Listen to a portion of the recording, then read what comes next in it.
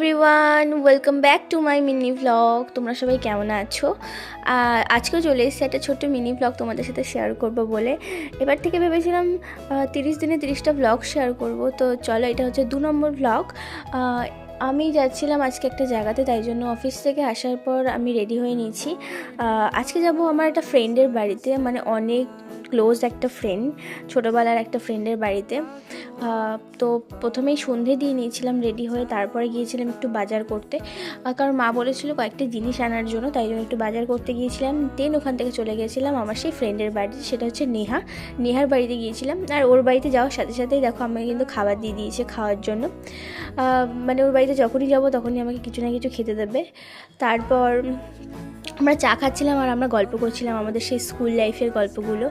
তো করতে করতে অনেকটা রাত হয়ে যায়, তারপর আমি বাড়িতে চলে যাই। তো চলো, আজকের মতো তোমাদের এই ব্লগটি কেমন লাগলো জানিও। চলো, টাটা।